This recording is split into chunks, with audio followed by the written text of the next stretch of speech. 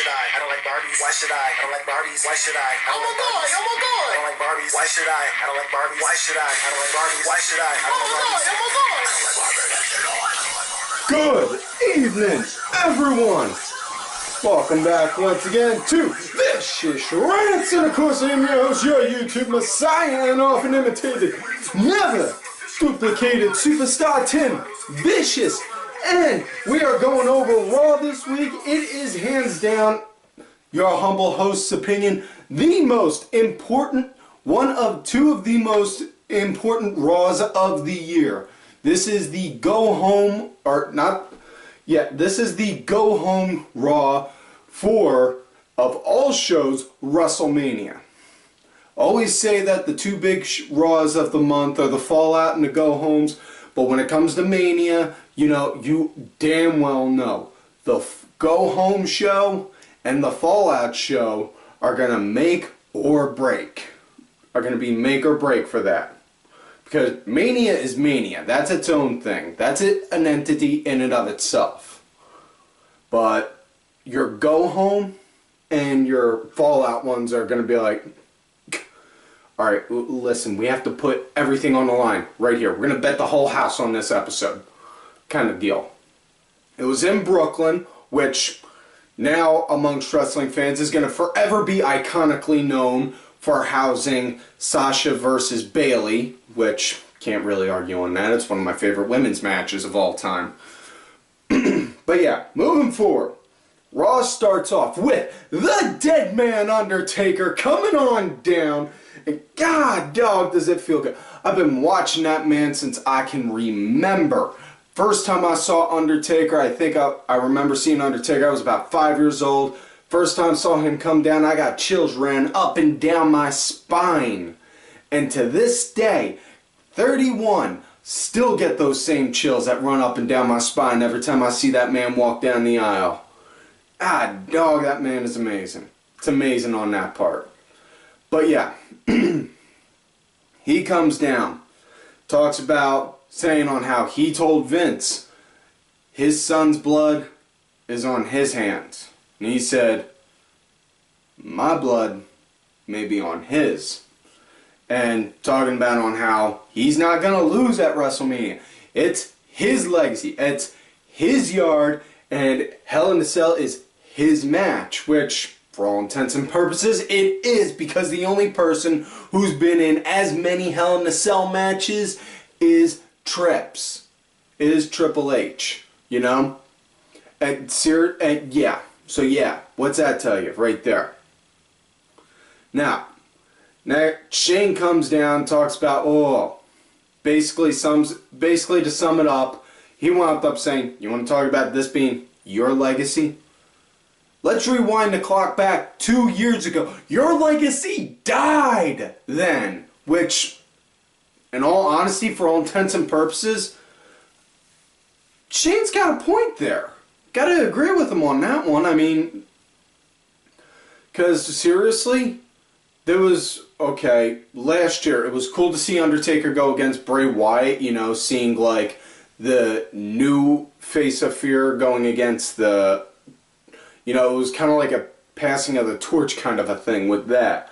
But it was more so just like,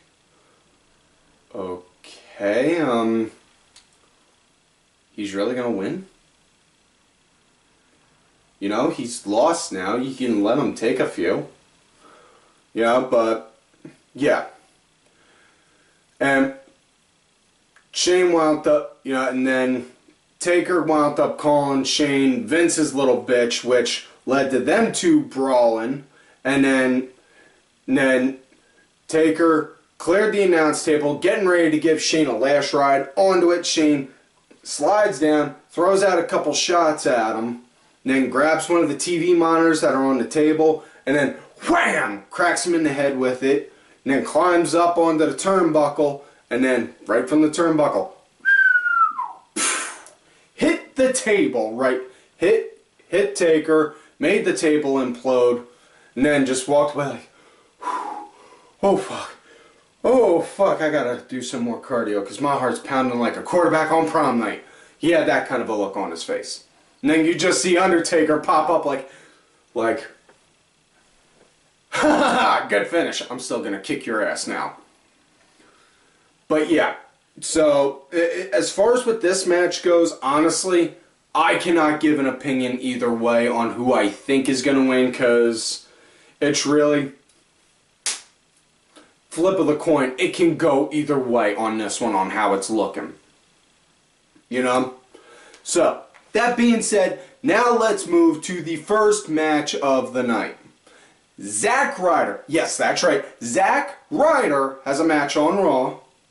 Don't worry, folks. Don't get your hopes up too much. He didn't wind up getting intro music. Against Chris Jericho. AJ Styles wound up coming out after Jericho got into the ring, walked down, talking about on how Jericho said he's not going to give him a WrestleMania match. He said, well, you don't want it. I'm just going to get you. I'm going to work you till you do.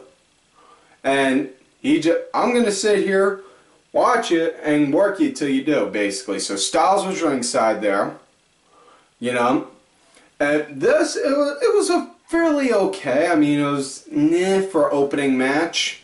But I mean, it was more so kind of was needed in a sense, because given on that opening segment, you can't come off too strong. You can't have one strong segment and then have another one be super strong right after that, because then it's going to be like way emotionally draining on the crowd. Sometimes you need to pull back a little so that way you can then jump out farther.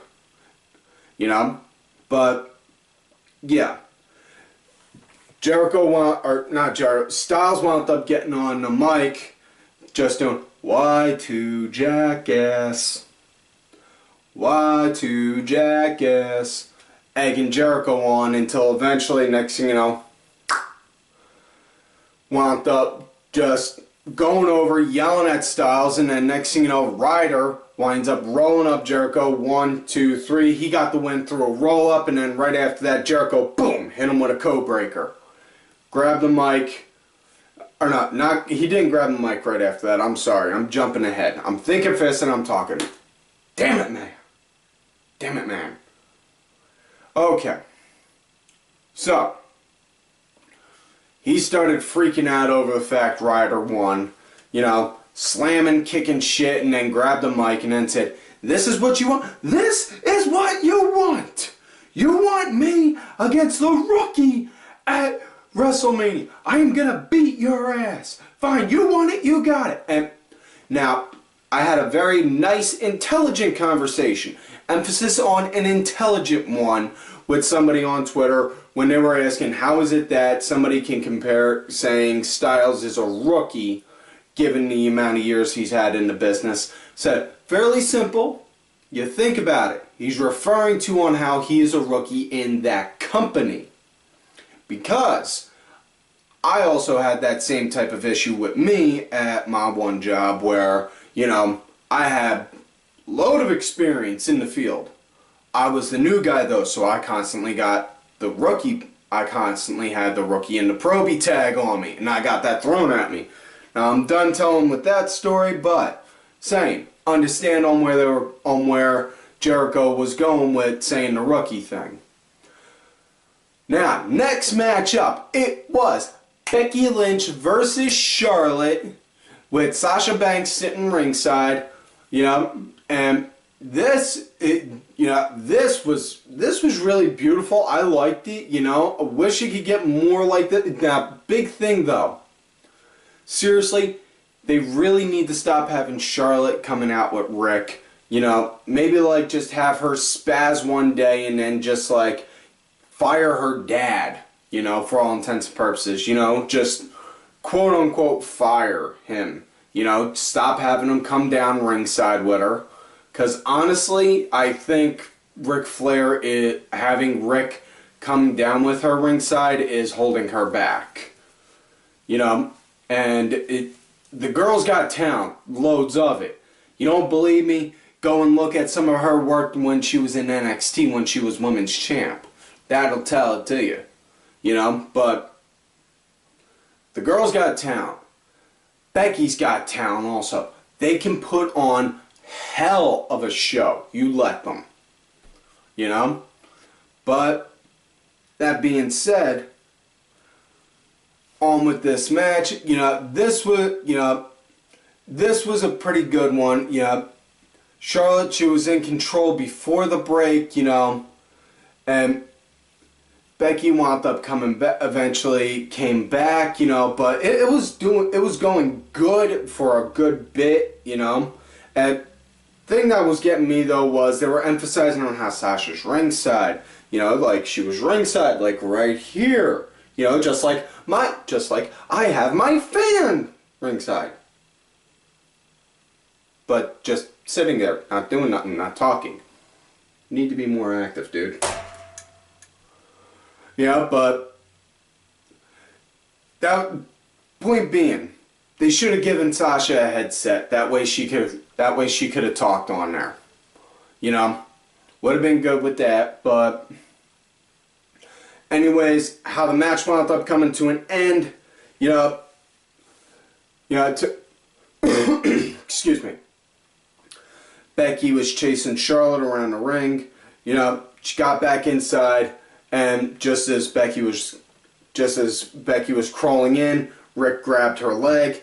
Becky kicked her. Then next thing you know, Charlotte, as Becky's crawling, Charlotte got a running start, and wham! Natural selection, 1, 2, 3. So Charlotte got the win there. Leading into Mania on Sunday. Smart money is on saying Sasha is more than likely going to win. I'm hoping Sasha wins, but my heart's going for Becky on that one. And next matchup, this wasn't even really a match. It was more of a piss break and an in-match promo, so to say. The build-up for the Andre the Giant Battle Royal. It was Big Show and Kane versus Curtis Axel and Bo Dallas. And no lie, folks, the bell, about 5 seconds after the bell rang, the match ended in a DQ because right after, next thing you know, Heath Slater and Adam Rose came in, just started hitting Big Show and Kane. The only thing I really got from this was the fact of right before that, Axel had a mic and just said on there, on live TV, "Happy birthday, Dad." Because at the time of this episode of Raw, it was Mr. Perfect Kurt Hennig's birthday. R.I.P.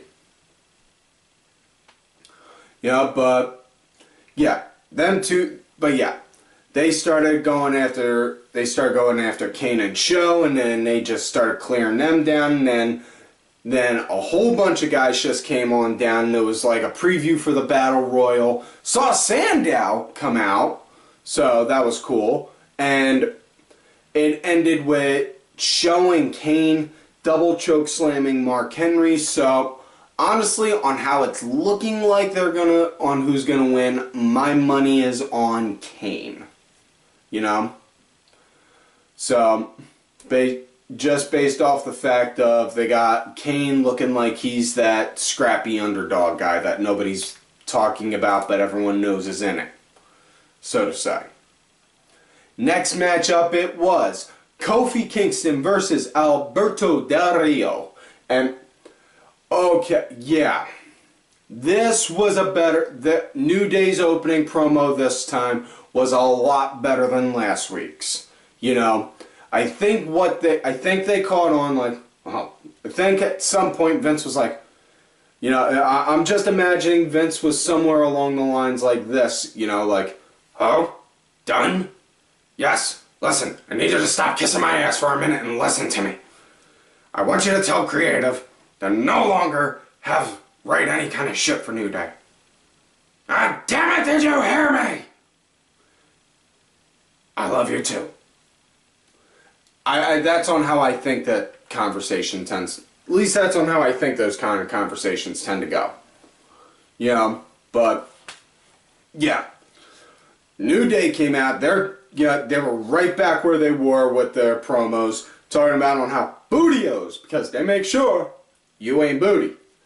And saying, just imagine for a moment if the League of Nations had cereal because, Rusev, Rusev owes, Bulgarian, they make sure you ain't Bulgarian booty, they were doing that, which was cool, and then the match started out fast between Kofi and Del Rio, and then it wound up hitting commercial. When it came back, it started to come down a little more of a slower pace.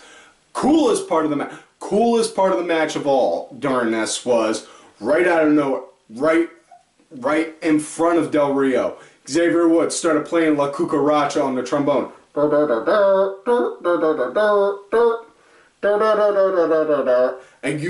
for a fact Roddy Piper had to just look down and be like, ah, damn, that's good, son. I did that trick to one of the Guerreros. Nice to see that trick still going. And you don't know about what Roddy Piper doing that. After you're done watching this, go look up the Roddy Piper documentary WWE made. Trust me, he'll explain it there. And you want to talk about getting heat from doing something like that. Whew. But yeah. Del Rio, he came off really good and strong on it. I mean, I like that part on it. I was a fan on that part with it. Match wound up coming to an end when Kofi wound up countering the cross arm breaker into a roll-up, which, not gonna lie, wasn't really necessarily a fan of because you already had one win earlier in the night with a roll-up. No sense in having two wins in the show with roll-ups. They could have done instead have Kofi go for a roll-up, Del Rio counter, get some distance, and then next thing you know, Kofi, boom! Hit him with Trouble in Paradise right in the face, and then get the 1, 2, 3. I think that would have worked out a lot better, and, cause you don't want to have the same finish for the whole show, is what I'm getting at. Next matchup they had was Kalisto versus Konnor. And yes, Konnor from the Ascension, which, okay, not going to knock it, but in all fairness though, if Konnor and Victor are being billed as the Ascension, a tag team, much like in the same sense the Road Warriors, Hawk and Animal War, would anyone want to watch just Hawk do a match or just Animal do a match? I don't like that idea. If you have these two guys being known as a specific tag team, do not have that specific tag team do individual matches like that. That's my thing. Personal thing. It irritates me. It's like a pet peeve, like fingers on the chalkboard. But yeah, this match was entirely, and I kid you not, entirely one-sided towards Kalisto the entire time. It was like seeing Shawn Michaels taking out the Spirit Squad, kind of one-sided. But yeah, Kalisto got the win with the SDS after he got the winning pin. Victor came in which he wound up, Kalisto then did a springboard off the middle rope, and then did a tornado DDT on him. After that, Ryroid came in, and then just stood there doing, seriously, fuck you, Ryroid. In fact, fuck you twice. Stand that piece of shit. Anyways, next matchup, it was Paige. Yes, Paige and her underwire, folks. So make sure, all you boys out there are happy on that. Versus Emma. This was a nice idea for a throwback to like their old NXT days. Yeah, it was kind of felt like on how Emma's current NXT matches are though. Now though with, Emma, just basically taking a job because, just she's either taking a job or she's coming off way too good, like case in point against Deonna Purrazzo. But yeah, so Paige came out with Natty, Brie, Alicia, the girls from the reality show, Total Divas, and Emma came out with Naomi, Tamina, Summer Rae, and Lana, and then they announced that they're doing a 10-girl tag team match, and the Paige's team still hasn't announced a 5th member yet, which, oh god, it's gonna make me sick when I wind up telling you folks that in a minute. Just give me a minute, please. Ugh. God, I feel like I just saw Mass Mark try and have a puppet me again. Okay. So yeah. As far as what this goes, it was a nice idea. It felt like a good throwback, you know, but match wound up coming to an end. Lana came in, did a high kick, right, boom, right to Paige's face, and then Emma wound up getting the pin, 1, 2, 3, and then, you know, right then there Eva's Got Herpes came out. Yes, because that's who we want to see, right? You know, heaven forbid, you know, we could get a woman's wrestler that we would actually like or appreciate. Not asking for Asuka, because you know she's obviously going to be billed as the next torchbearer for NXT. You know, maybe something like Nia Jax or even freaking Bayley. But God forbid we could get something like that. You know, we get Eva come out, who, for all intents and purposes, couldn't wrestle her way out of a wet paper bag. You know, that, because she obviously plays good for the number advantage, makes them run tail, and then holds the hands up like, yay, I'm part of the popular crowd. The fans still don't like you. Oh. Kind of thing. And which leads us to our last match of the night. Trios match, Stardust, Miz, Kevin Owens versus Sin Cara, El Generico's favorite WWE wrestler, Sami Zayn, and Dolph Ziggler.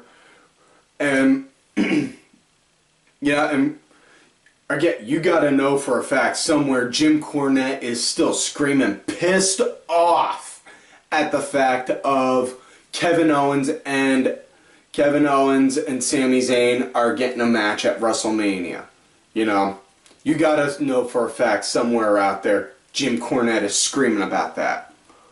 But as far as on how this match goes, first off, the crowd wound up working to go and get themselves over, just, you know, which it was cool at first, right up until they started doing the fucking CM Punk chants again. And for the love of God, can we stop doing that? That is, excuse me, it is not cool. It is not cool, because I want y'all to think about this for a minute. Why would you want to cheer for a man that, for all intents and purposes, walked out on the company and his fan base, you know, and then decided to go and shit all over said company, and then go and yell at them about wanting money from them, you know? Yeah, it's because not even just the company, but the business itself, wrestling on a whole, he pretty much has shit on since he left, you know, because he even calls it now that, because he even, in his own words, that fake shit, you know, because you know, those MMA guys, they train day and night, day in and day out to have a match that lasts anywhere from 30 seconds to maybe like 5 minutes, whereas wrestlers got to condition their body and train day and night to do a match anywhere that could last from 5 minutes to 90 minutes or more. Because, you know, that fake shit is so hard to do, right? Yeah. Didn't like the fact that the Brooklyn crowd did that. You know, and because seriously, yeah, that's all I got to say on that. Other than that, the match, it was fairly okay, you know. I like the fact on how they were playing with the psychology of Owens refusing to ever want to tag himself in not wanting to get near Zayn, you know, and that's going good. And because I said before, how I see the match can go down is Sami Zayn wins, Owen issues a rematch at Extreme Rules, them two, we finally get the one-on-one right then and there. And we can get that, and heaven help us if we can get a no DQ match that night for them too. Because then, whoo, oh Nelly, will be good. But yeah, you know, match wound up coming to an end when eventually Zayn got the hot tag, came in, cleared house, and then, yeah, just as it looked like Miz was starting to pick up momentum, Zayn wound up backing into his corner, Sin Cara tagged himself in, and then Zayn did a over-the-top plancha onto Owens, and then Sin Cara, he started working Miz down, and then everyone started hitting their finishers on each other, minus Zayn and Owens. And then Sin Cara tags in Zayn, and Miz, wham! Skull-crushing finale on Owens. Or not on Owens. Miz hits skull-crushing finale on Zayn, collapses over in his corner, and Owens gets up, looks around, sees like everyone else standing, is like, fuck it, I'll tag myself in. Tags himself in, you know, gets ready to set Zayn up for a pop-up, throws him up against the ropes. Zayn hits him with the drop kick. Owens rolls into his corner, goes to tag in Miz. Miz's like, nope, bitch, I'm out. Stardust's like, goodbye. And then they leave. And then next thing you know, Zayn, boom, hits him with the Yakuza kick, and then gets the 1-2-3. Now, closing segment of the night, it was actually a follow-up to a segment that was earlier in the show, because, excuse me, it was a follow-up from a lead-in, for a promo that was midway in the show, and, excuse me, getting my words shown with a fuck, where Tripp and Steph were out there, and they were talking about on how, you know, everyone, you know, on how they are basically the authority figure on how they set the on how Hunter has set the standard for everything. You know, that he was addicted to the power, you know, addicted to the power, the money, the power, the fame that came with being the game and all that. And, you know, saying, no, I thought I grew tired of it. You know, I took it, you know, I cut my hair, I put on a suit, got a desk job. And then you came along, Roman, and threw me into that table. 4 months ago, I told you I was going to take you out. And I did. You know, and then Roman came down partway and creeped in, and then got his ass kicked, and then came out at the end of the night to finish up with that, talking about on how he's going to beat them at Mania. And then Roman came out again. Then Tuesday started slugging, going at it, and then just as Roman was starting to pick up the advantage, the Dudleys, League of Nations, Stardust came out. They were holding Roman so Trips could go and get into him. And then the locker room came out to go and separate them two. And and this is where, you know, true sign of pure WWE logic it takes place. The Usos, the two most insignificant tag team, the two guys that are in the most insignificant tag team in WWE today. You know, which is saying something because Social Outcast is more of a thing than that. Are the only two guys that are keeping Roman Reigns back. Whereas the rest of the locker room, heels and faces, are keeping Triple H back. Not to say that the heel is standing side by side with the face, because you had League of Nations on Tripp's right and New Day on the left trying to hold them back, and they kept them separated, which I will give credit on. That was a smart move. You need to do that. But, saying, point being though, that's pure WWE logic right there. So, Hunter, he starts to walk away. Then comes running back, tries to plow through the crowd, plow through the group, doesn't, and then Roman run and start, over the top dive onto him, and then Trip goes and does a run, crawls away. So yeah, that's it for this week's show. I give it a good 8.5 out of 10. And that's it for this week's show, folks. So, like on normal, please do not forget to like the video, subscribe to the channel, go back, watch the other episodes. Look for me on Twitter at TimVicious. Also, check out my other account, Tim_Vicious. Also, I am on that Facebook gimmick, Tim under the name Tim Ash. Also, folks, do not forget to follow all of these cool ass cats right here on Twitter. Vicky Earls, I am Danny Sunday, Axel Mulligan, Sunday Segway, Simply Sabrina, WWE Grandpa, Aaron_Devora, my executive producer, Oliver Ben, who has provided the music for this week's show. Make sure y'all check out his music. It's on iTunes, Spotify, Xbox. Details are in the description box below, as well as my client, Rants Bitch Forever. And, folks, like I always tell y'all, you love me great, you hate me. Fuck you.